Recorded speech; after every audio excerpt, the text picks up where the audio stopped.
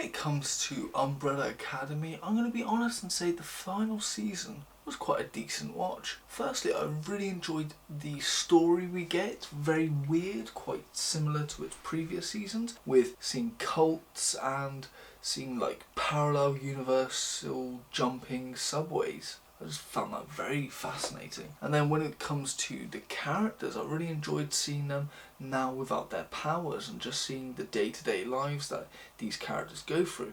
Some of them are having quite a bad life, they've made some bad choices along the way, whilst others have a really decent life, it's just they don't realise until later. I really enjoyed the character development we get in this series, especially with characters like Diego, who he wants more out of life than just being a father, and then we have Five, who is climbing the corporate ladder but feels that he is being underused. He believes that he can be a bigger part to the agency he works for than they're allowing him to be. When it comes to the acting, I think all of them did an amazing performance, but just to point out some highlights, I think Elliot Page really did an amazing job, having some really powerful moments when it's him and his father appearing on screen together. They had this great confrontational chemistry. I think they pulled it off amazingly well. Robert Sheehan, who usually plays the comedic character in this series, has some of that great powerful acting moments as well, either when it's with the character Alison or with her daughter Claire.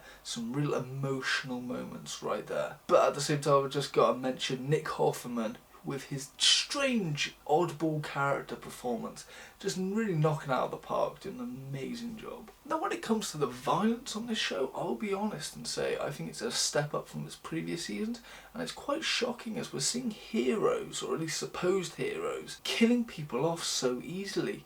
And it's even more disturbing to realise that the family killed more people than the villains of the show in this season. Now when it comes to the fight scenes we get, the fight choreography is amazing to witness, and I think in each and individual scene we get, they really go above and beyond. It's quite spectacular in a sense. The same could be said for the soundtrack, which I think really elevated certain scenes, whether it is for the emotions or whether it just added and made it sound better than just having ambient noises. And lastly, I would say the comedy in this season was quite good.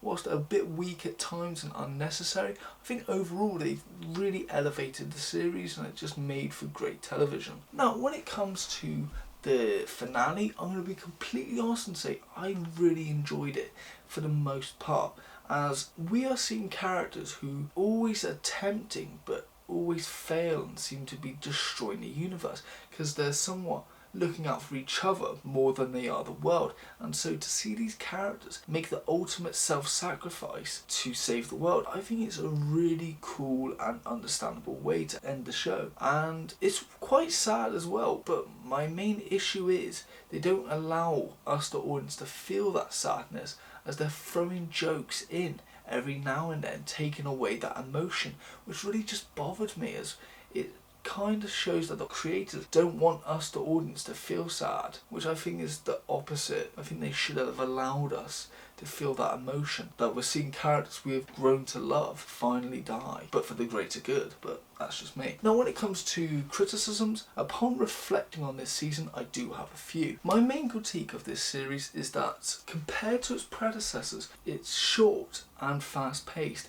and due to its episode limitations, the plot itself never gets a chance to breathe. It's just very quick. We don't get to explore the characters before gaining their powers, and then after. It's just more in quick montages, but that's really about it. And with the theme of montages, we're getting them a bit too many times and it feels a bit rushed. So we get a montage of seeing the characters with their powers returning, and we get a montage of Five and Lila exploring these parallel subways. And I understand because of the episode limitations that they have to do this, but in itself damages the plot and makes certain stories and narratives that they tell less believable to us as an audience, because we don't get to explore these characters for quite some time. It's just like a 5-minute montage and then on with the show, which does real damage to the narrative. Another critique I have is the comedy in this show. Like I mentioned, it's top notch for most of the time, but especially towards the finale, it just rubbed me the wrong way that they won't allow the audience to feel sad that we're seeing characters perish. They have to throw in one or two jokes here and there. It's like, no, let us have this serious moment. Don't try and marvel it. This is not Deadpool. Overall, I understand that certain fans really had issues with this season because of it being rushed, the episode limitations, and because some unanswered questions from previous seasons were left unanswered. And I completely understand that. But at the same time, I really did enjoy this series, as it was quite weird. The violence was top notch. I think it was a bit darker than usual, and also this show with the narrative felt more fast paced than the previous seasons. To a certain degree that is a criticism, but also I thought the third season was very slow in comparison, and I do enjoy this season because it felt a bit faster. But overall, is this good? I'm going to be honest and say it was really good.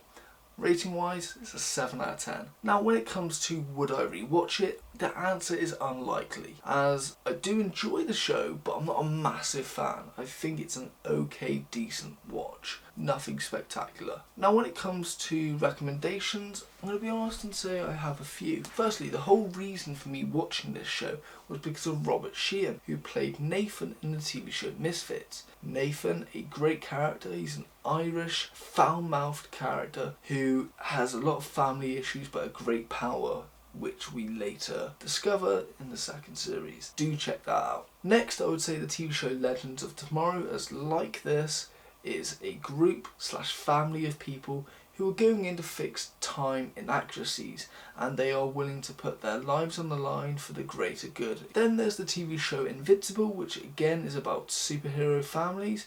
Whilst there are a lot of differences, the main similarity is that their father has a hidden agenda, something we all see in this show. And then lastly, the violence itself, because of how dark it was, reminded me of The Boys, especially when we're seeing heroes committing such heinous crimes towards people and doing it so easily. Now admittedly, in this show it's slightly justified as it's self-defense. It's still vicious and brutal nonetheless. Those are my recommendations. This has been my review for the TV show Umbrella Academy. Thank you for watching. If you have enjoyed, please like and subscribe, but most importantly, thank you and have a nice day.